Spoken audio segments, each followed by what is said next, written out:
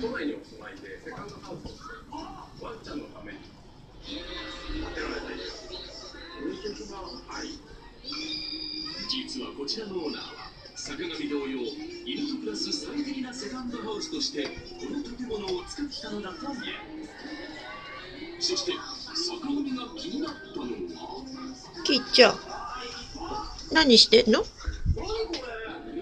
きちょちゃん何してんの？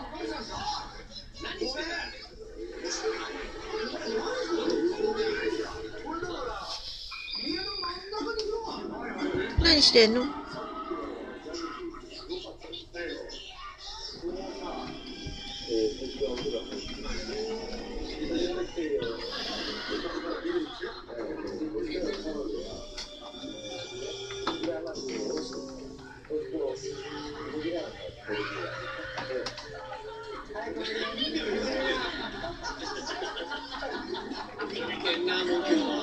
さらに奥へ進むと、寝室だ。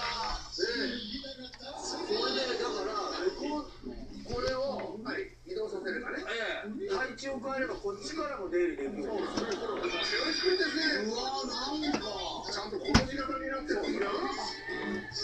そう、この家はワンちゃんが走り回れるよう家の両脇に長い廊下があり、一周できる作りになっているのだ。ドッグライフができるわけですよね。そうですね。家の中でちょっとやらせますね。